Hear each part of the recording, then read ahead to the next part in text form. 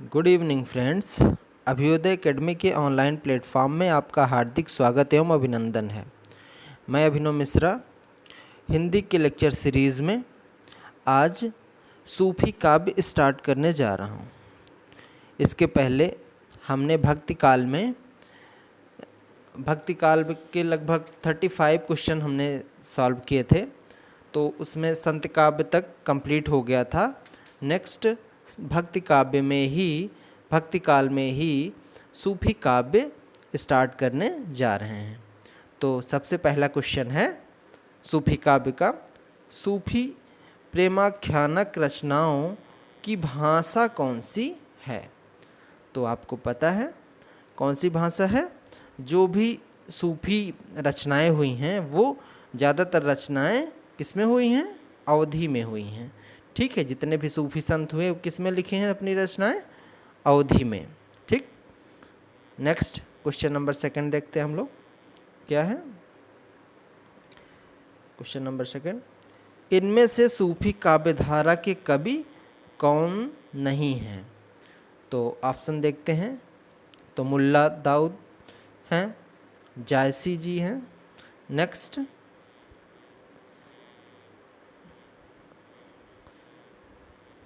नाभादास हैं option C, और कुतुबन हैं। तो हम लोग देखते हैं कौन कौन से ऐसे हैं जो सूफी संत हैं। तो उसमें से कौन कौन से हैं? मुल्ला दाऊद हैं, जायसी हैं, कुतुबन हैं, मंझन हैं, उस्मान हैं, शेख नबी हैं, आसिम शाह हैं, नूर मोहम्मद हैं। ये सब क्या हैं? सूफी संत हैं। तो इनमें से नाभादास जी हमारे सूफी संत नहीं हैं। नाभादास हमने इसके पहले पढ़ा था, भक्ति काल में ही नाभादास को पढ़ा है। ठीक है, लेकिन वो सूफी संत नहीं है। ठीक, क्वेश्चन नंबर थर्ड क्या है? प्रेम मार्गी कवि नहीं है। क्वेश्चन नंबर थर्ड है कि कौन से ऐसे कवि हैं जो प्रेम मार्गी नहीं हैं? तो प्रेम मार्गी मतलब वही सूफी संत। तो हमने भी पढ़ा कौन? जायसी जी हैं, मुल्ला दाऊद भी हैं, मंजन भी हैं, लेकिन किसका नाम नहीं पढ़ा? सूरदास जी का नाम नहीं पढ़ा। ठीक है, तो ऑप्शन कौन सा करेक्ट हो जाएगा थर्ड में? ए, सूरदास जी। ठीक है, नेक्स्ट क्वेश्चन नंबर फोर्थ क्या? प्रेमाख्यान काव्य परंपरा सूफी कवियों का मुख्य दर्शन है। तो आप इसको इस ट्रिक से याद कर सकते हैं कि जिससे आप प्रेम करते हैं उसका क्या करेंगे? उसका ख्याल रखेंगे, उसे किसी तरह की क्या तकलीफ नहीं होने देंगे। ठीक है, तो प्रेमाख्यान परंपरा का मुख्य दर्शन क्या हो जाएगा? तसव्वुफ। क्या हो जाएगा? तकलीफ से आप लोग क्या रखेंगे याद? तसव्वुफ याद रखेंगे। ठीक है, तो ऑप्शन ए करेक्ट हो जाएगा। नेक्स्ट क्वेश्चन नंबर फिफ्थ क्या है? आचार्य रामचंद्र शुक्ल ने प्रेमाख्यान परंपरा का हिंदी के प्रवर्तक प्रथम कवि किसे माना है? तो प्रथम कवि किसे माना है? देखिए, इसको ऐसे याद रखेंगे, रामचंद्र जी कहाँ गए थे? वनवास के लिए वन में गए थे। तो किसको मानेंगे प्रथम कवि? कुतुबन को मानेंगे। किसको मानेंगे? कुतुबन को मानेंगे। ठीक, नेक्स्ट क्वेश्चन नंबर 6 क्या है? कुतुबन के गुरु कौन हैं? तो कुतुबन के गुरु कौन हैं? शेख बूढ़न। कौन है? शेख बूढ़न। ठीक है, ये किसके हैं? कुतुबन के क्या हैं? ये गुरु थे। ठीक है, अब इनके बारे में कुछ पढ़ लेते हैं हम लोग, क्या लिखा हुआ। कुतुबन के गुरु शेख बूढ़न थे। आचार्य रामचंद्र शुक्ल ने कुतुबन के गुरु चिश्ती वंश के शेख बुरहान को बताया है। उत्तर प्रदेश माध्यमिक शिक्षा नेक्स्ट क्या लिखा है? चयन बोर्ड ने अपनी संशोधित उत्तर कुंज में इस प्रश्न को गलत बताया है। ठीक है, जो इसके पहले एग्ज़ाम हुआ था उत्तर प्रदेश माध्यमिक शिक्षा चयन बोर्ड का, वो इनको इस क्वेश्चन को हाँ गलत बताया। ठीक है, नेक्स्ट क्वेश्चन है 7th क्वेश्चन क्या है? मृगावती के लेखक हैं। तो मृगावती के लेखक कौन है? कुतुबन में कौन है? कुतुबन जी हैं। याद कैसे रखेंगे? देखिए, मृग कहाँ, अब राम जी गए थे तो वहाँ क्या मिला था उनको? सोने का मृग मिला था। कहाँ पे गए थे राम जी? वन में। और मृग पाए कहाँ जाते हैं? वन में पाए जाते हैं। तो इसको ऐसे भी याद रखेंगे, मृग कहाँ पाए जाते हैं? वन में। ठीक है, तो मृगावती के लेखक कौन हो जाएंगे? कुतुबन। Next question number 8। ठीक है, क्या है क्वेश्चन नंबर 8? इनमें से जायसी की कौन सी रचना नहीं है? देखिए, अखरावट ये किसकी रचना है? जायसी जी की ही रचना है। आखिरी कलम किसकी रचना है? जायसी की रचना है। पद्मावत भी उन्हीं की रचना है। लेकिन चित्रावली उस्मान की रचना है, ना कि जायसी जी की रचना है। ठीक है, इसलिए ऑप्शन क्या सही हो जाएगा? ऑप्शन डी सही हो जाएगा। नेक्स्ट क्वेश्चन नंबर 9 क्या है? क्वेश्चन नंबर 9 है, देखिए, कौन सी रचना जायसी कृत नहीं है? फिर से वही चीज़, तो आपको पता ही है, पद्मावत उन्हीं की रचना है, आखिरी कलम भी उन्हीं की रचना है, अखरावट भी उन्हीं की रचना है, लेकिन मधुमालती उनकी रचना नहीं है। मधुमालती उनकी रचना नहीं है। नेक्स्ट क्वेश्चन नंबर 10 क्या है? मधुमालती के रचनाकार हैं।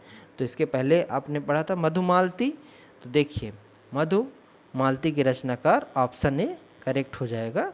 कौन है? मंजन जी हैं। ठीक है, देखिए, जैसे मधुमक्खी जो होती हैं वो कैसे चलती हैं? वो झनझन की आवाज़, जब चलती है तो झनझन की आवाज़ आती है। तो मधु से याद रखेंगे क्या? मंझन। ठीक है, या और एक तरह से याद रख सकते हैं कि जो मधु निकालते हैं वो उसमें क्या करना पड़ता है? बड़ा ही मंझन, एक तरह से बड़ा गूथा हुआ होता है, उसको निकालने में बड़ी दिक्कत होती है। ठीक है, तो इसलिए मंझन बड़ा करना पड़ता है उसमें। ठीक है, उसको निकालने के लिए। तो मधुमालती किसकी रचना हो जाएगी? मंझन जी की। क्वेश्चन नंबर 11 क्या है?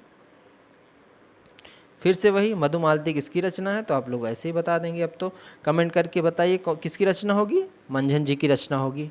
ठीक है, नेक्स्ट क्वेश्चन नंबर 12 क्या है? सूफी मत में वर्णित साधक के 4 अवस्थाओं शरीयत, तरीकत, मारिफत, हकीकत की भारतीय भक्ति मार्ग के साथ सही क्रम में संगति होगी। तो सही क्रम कौन सा हो जाएगा? ऑप्शन ए हो जाएगा। शरीयत किससे है रिलेटेड? आचरण से। फिर तरीकत किससे है? उपासना से। मारिफत किससे है? सिद्धावस्था से।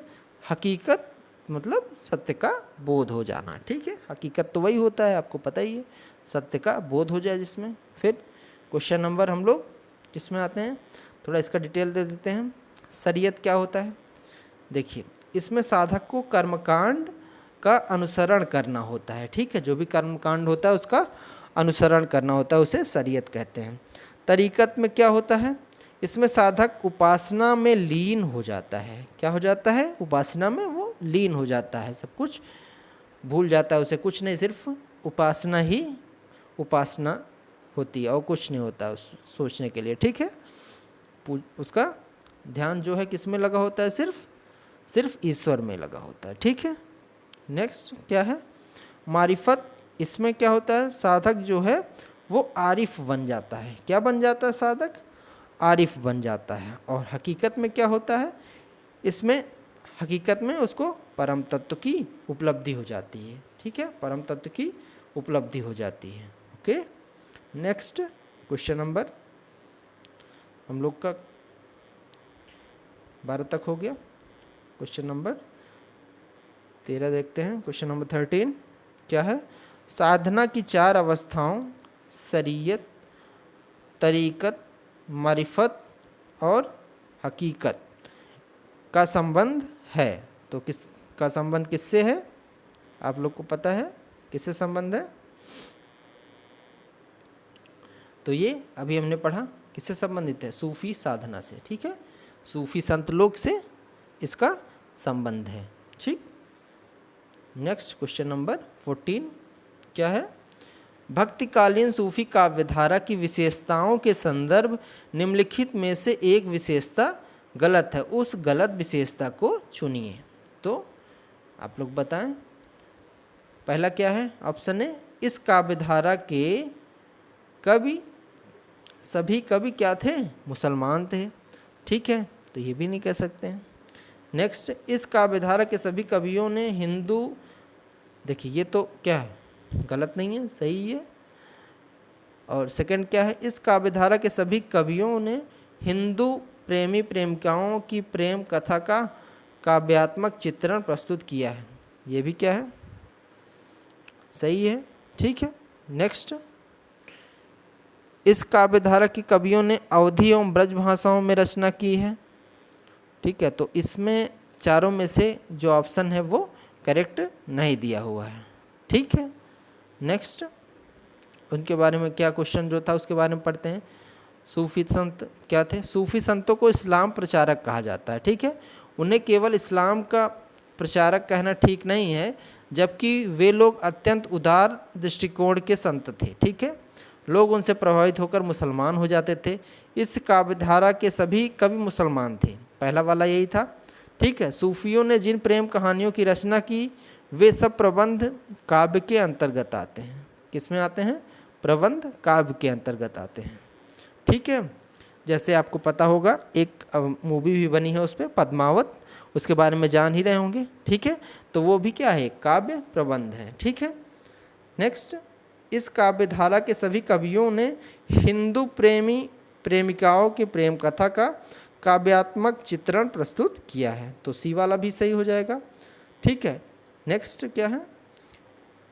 इसमें प्रेम के वियोग पक्ष को अधिक महत्ता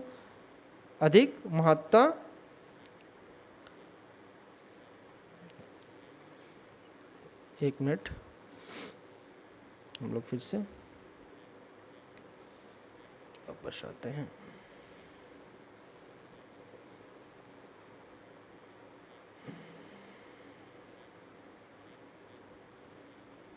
कहाँ पहुंचे थे हम लोग? अधिक महत्ता, नेक्स्ट, प्रदान की गई है। ठीक है, अधिक महत्ता प्रदान की गई है।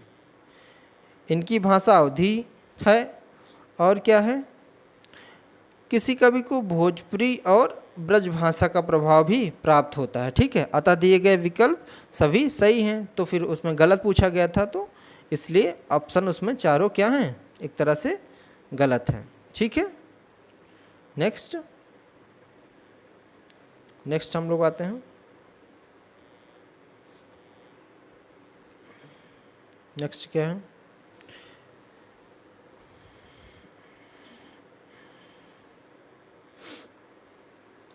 सूफी काव्यधारा के प्रमुख कवि कौन से हैं?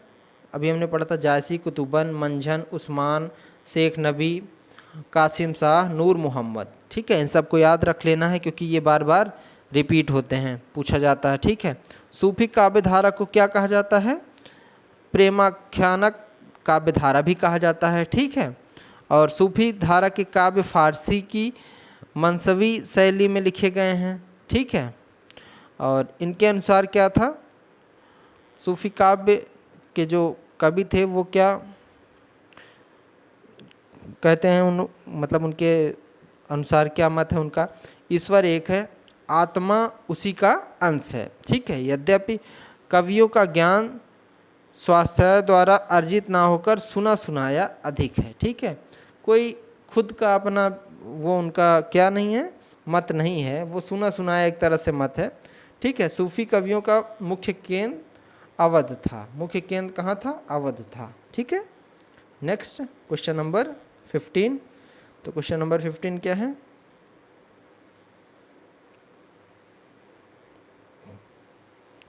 जायसी किस धारा के कवि हैं?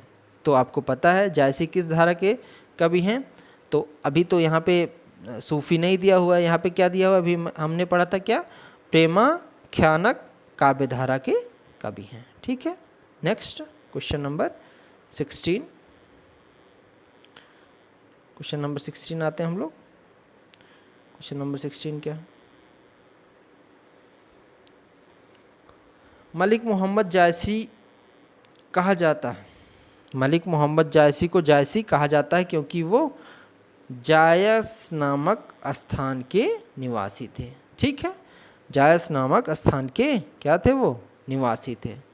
ठीक है, नेक्स्ट क्वेश्चन नंबर 17। देखिए उनके बारे में कुछ पढ़ लेते हैं हम लोग। क्या? मलिक मोहम्मद जायसी की प्रमुख रचनाएं अखरावट, ठीक है, पद्मावत, आखिरी कलम, चित्ररेखा, कहरनामा तथा मसला है। ठीक है, इसमें से ज़्यादा पूछी जाती कौन सी? पद्मावत पूछी जाती है, आखिरी कलम, चित्ररेखा और कहरनामा। ये चारों क्वेश्चन बहुत पूछे जाते हैं, कहीं कहीं पर अखरावट भी पूछी जाती है। तो इसलिए इनकी रचनाएं जो है बहुत इंपॉर्टेंट है, उसको याद रखना बहुत ज़रूरी है। ठीक है, नेक्स्ट हम लोग क्वेश्चन नंबर 7 आगे देखते हैं क्या है। अभी पूछ लिया क्वेश्चन 17 में ही पूछ लिया, क्या कहरनामा किसकी रचना है? तो आप लोग बताएंगे कहरनामा जायसी जी की रचना है। ठीक है, नेक्स्ट क्वेश्चन नंबर 18 क्या है? कयामत का वर्णन जायसी द्वारा रचित काव्य में हुआ है। तो आपको पता है, देखिए आप जो है दुनिया पर कैसे कयामत कर सकते हैं? आप अपनी कलम से कयामत कर सकते हैं। ठीक है, अपनी कलम से कयामत कर सकते हैं। तो इसको याद करने का ट्रिक ऐसे ही। तो आखिरी कलम में किसकी चर्चा है, वर्णन है? तो कयामत का। ठीक है, नेक्स्ट क्वेश्चन नंबर 19 क्या है? पद्मावत के रचनाकार का नाम है। तो आपको याद ही हो गया, पद्मावत तो मूवी भी बनी है। तो किसके द्वारा लिखा गया है? मलिक मोहम्मद जायसी के द्वारा लिखा गया है। ठीक है, नेक्स्ट क्वेश्चन नंबर 20 देखते हैं हम लोग क्या है?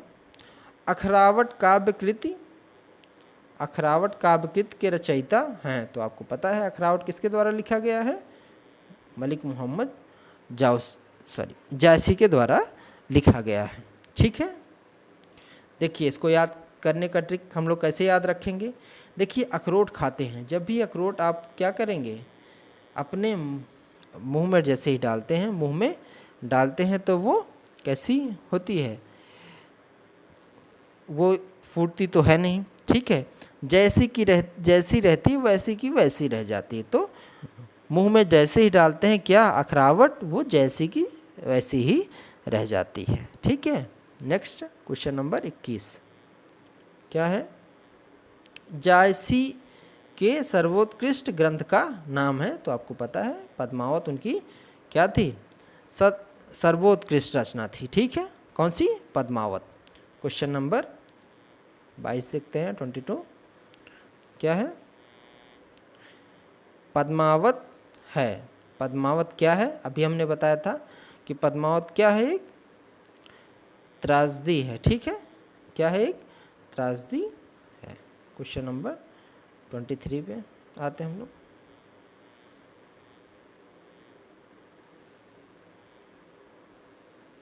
इसके बारे में थोड़ा सा हम लोग डिटेल में पढ़ लेते हैं क्या लिखा हुआ है। मलिक मोहम्मद जायसी द्वारा पद्मावत की रचना 1540 ईस्वी में की गई थी। पद्मावत अवधी भाषा में लिखा गया है। चूँकि पद्मावत एक प्रेमाख्यान प्रबंध काव्य है, ठीक है, जिसमें चित्तौड़ के राजा रत्नसेन तथा सिंघल की राजकुमारी पद्मावती के विवाह एवं विवाहेतर जीवन का चित्रण जो है उनके मार्मिक रूप से हुआ है। ठीक है, उसमें इसलिए इसे एक त्रासदी माना जाता है। इसे क्या माना जाता है? त्रासदी माना जाता है। ठीक है, पद्मावत को एक रूपक काव्य भी माना जाता है। ठीक है, इसको एक रूपक काव्य भी माना जाता है। ये अनेक खंडों में क्या हैं? विभक्त भी हैं। इसमें खंड वाइज अलग अलग विभक्त भी किया गया है। ठीक है, इसमें कुछ प्रतीक हैं, उस प्रतीक से भी क्वेश्चन पूछा जाता है। ठीक है, जैसे देखिए पद्मावती किसका प्रतीक था? तो वो बुद्धि या परमात्मा का, ठीक है, प्रतीक माना जाता है। चित्तौड़ का शरीर का प्रतीक, ठीक है। रत्नसेन किसका प्रतीक? मन का प्रतीक, ठीक है।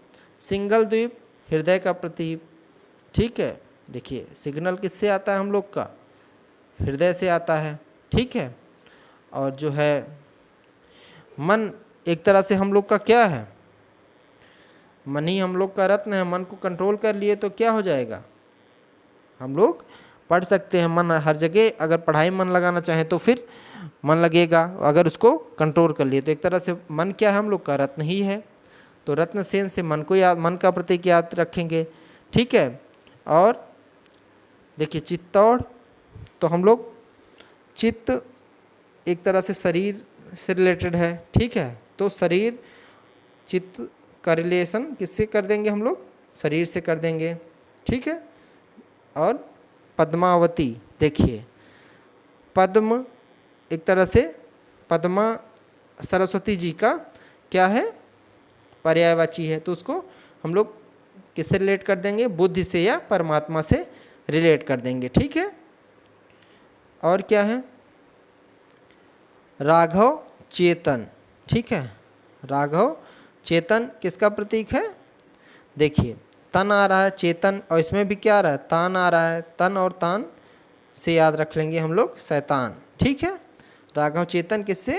तन उसमें भी आ रहा है, तन इसमें भी आ रहा है, शैतान का प्रतीक है। अलाउद्दीन, ठीक है। अलाउद्दीन किसका? माया का प्रतीक है, ठीक है। इसको ऐसे ही याद रख लेंगे। और नागमती संसार का प्रतीक है, ठीक है। नागमती किसका? संसार का प्रतीक है, ठीक। नेक्स्ट। और हीरामन किसका प्रतीक है? हीरामन तोता गुरु का प्रतीक है, ठीक है। किसका प्रतीक है? तो गुरु का प्रतीक है। नेक्स्ट क्वेश्चन नंबर 23 क्या है? पद्मावत के रचयिता हैं, तो आपको पता है पद्मावत के रचयिता कौन है? जायसी जी हैं, ठीक है। क्वेश्चन नंबर 24 फिर से, पद्मावत किस भाषा में लिखा गया है? तो पद्मावत आपको पता है, जितने भी सूफी जो संत हैं वो जितनी भी लगभग रचनाएं किए हैं किस में किए हैं? अवधी में किए हैं, ठीक है। तो किस में हो जाएगी पद्मावत? किस भाषा में लिखा गया है? तो अवधी में, ठीक है। क्वेश्चन नंबर 25 क्या है? पद्मावत की विधा है, तो आपको पता है जितनी भी इसमें सूफी संत में काव्य हैं, सूफी काव्य हैं, वो सब प्रबंध काव्य की तरह से हैं, ठीक है। नेक्स्ट क्वेश्चन नंबर 26, पद्मावत के अनुच्छेदों का नाम है, तो आपको पता है उसमें क्या भी पढ़ा था हमने? उसमें खंड हैं। क्या है? पद्मावत के अनुच्छेदों का नाम क्या है? खंड है। देखते हैं हम लोग, ऑप्शन सी सही हो जाएगा यहाँ पे। क्या? खंड सही हो जाएगा, ठीक है। नेक्स्ट क्वेश्चन नंबर 27 क्या है? पद्मावत में पद्मिनी, ठीक है, प्रतीक है, तो पद्मिनी किसका प्रतीक है? वो है, देखिए पद्मिनी परम सत्ता की प्रतीक है, ठीक है। क्वेश्चन नंबर 28 देखिए, अगर आप इसको ट्रिक से याद रखेंगे, अगर आपके पास क्या है? मनी है, तो आप क्या कर सकते हैं? सत्ता को प्राप्त कर सकते हैं, ठीक है। अगर आपके पास मनी है तो आप सत्ता में भी परम आपको पोस्ट मिल जाएगी, ठीक है, उच्च पोस्ट मिल जाएगी, ठीक है। अगर आपके पास क्या है? मनी है, ऐसे ही इसको याद रखेंगे। नेक्स्ट क्वेश्चन नंबर 28 क्या है? क्वेश्चन नंबर 28, पद्मावत को समास उक्ति किसने कहा है? तो आपको पता है किसने कहा है? आचार्य रामचंद्र शुक्ल जी ने कहा है, ठीक है। कौन कहा है? आचार्य रामचंद्र शुक्ल जी, ठीक है।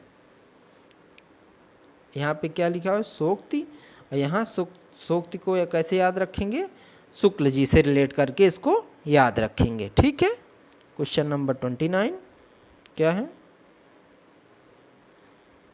निम्नलिखित में से किस कवि ने सिर्फ अवधी भाषा में ही रचना की है। ठीक है, तो किसने, तो आपको पता है जायसी जी की जितनी भी रचनाएं हैं वो सब किस में है, अवधी भाषा में। ठीक है, क्वेश्चन नंबर 30।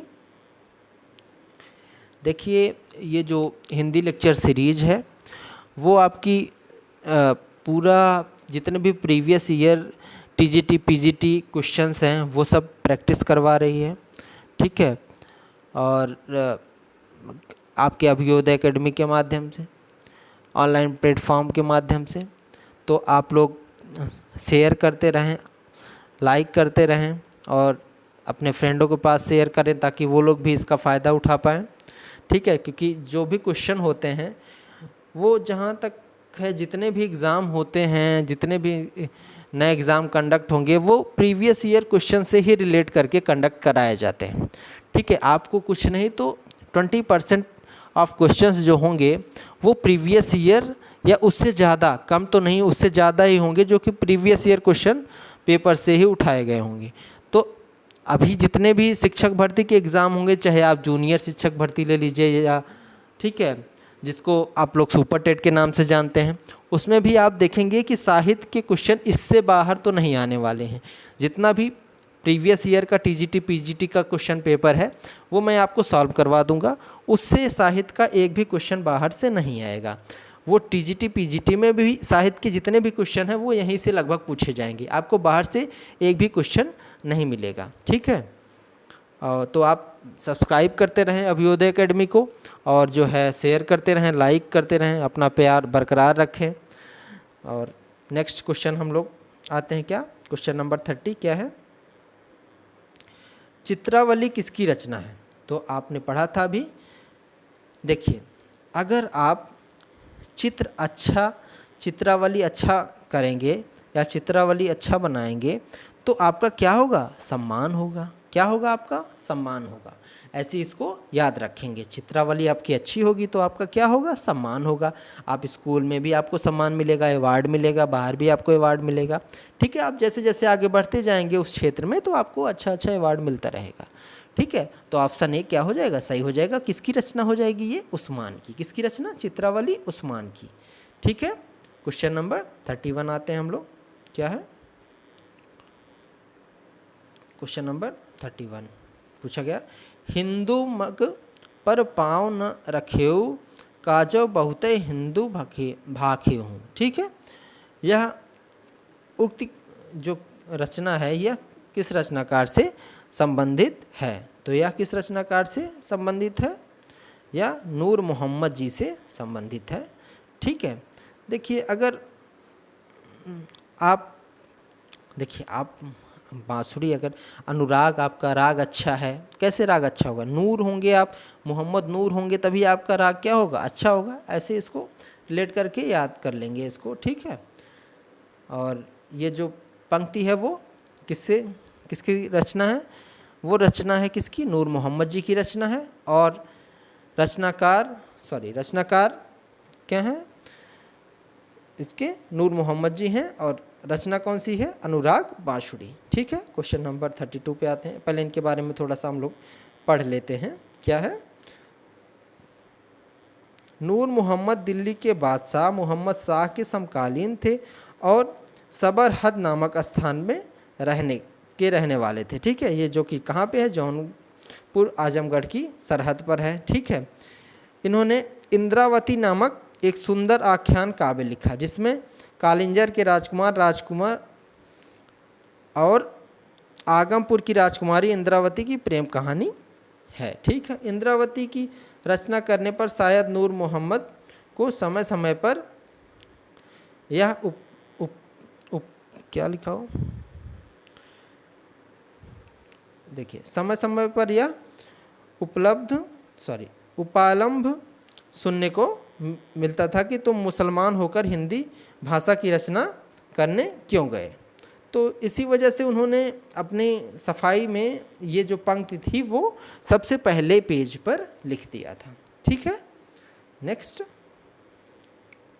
क्वेश्चन नंबर 32 हम लोग आते हैं, क्या है, हिंदी भाषा में रचना करने पर किस सूफी कवि को मुसलमानों का देखिए वही जो उपालंब सुनने को मिला था। ठीक है, तो कौन थे वो? अभी हमने पढ़ा नूर मोहम्मद जी थे। कौन थे? नूर मोहम्मद जी। ठीक है, क्या है ये? उपालंब सुनने को मिला, मतलब कि कहा सुनी लोगों के द्वारा कि हाँ आप मुस्लिम होकर ऐसे हिंदी में रचनाएं कर रहे हैं ये सब। ठीक है, नेक्स्ट क्वेश्चन नंबर 33।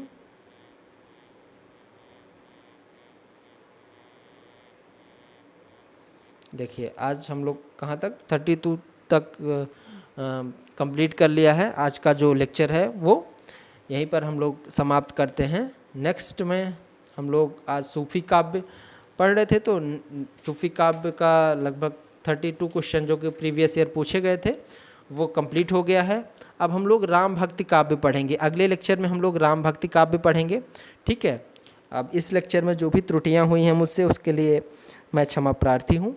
आप लोग से विनम्र निवेदन है कि आप लोग जो है इसको जो है देखें पूरा लेक्चर, और जो भी समझ नहीं आता है उसको कमेंट के थ्रू पूछें। ठीक है, और अपना मतलब पढ़ाई वढ़ाई साथ में करते रहें। कोरोना तो चल ही रहा है, फिर भी साथ साथ पढ़ाई भी ज़रूरी है। ठीक है, और केयरफुल भी रहें, मास्क वास्क पहनकर बाहर जाएं, बाहर ज़्यादा ना ही जाएं, बचें जितना उतना ही अच्छा है। ठीक है, नेक्स्ट लेक्चर में हम लोग पढ़ेंगे राम भक्ति काव्य, और उसके बाद राम भक्ति काव्य के बाद हम लोग का जो होगा फिर कृष्ण भक्ति काव्य पढ़ेंगे। कृष्ण भक्ति काव्य पढ़ने के बाद हम लोग का जो लेक्चर होगा वो ख़त्म हो जाएगा। फिर नेक्स्ट लेक्चर में हम लोग रीतिकाल स्टार्ट करेंगे। ठीक है, थैंक यू क्लास, जय हिंद।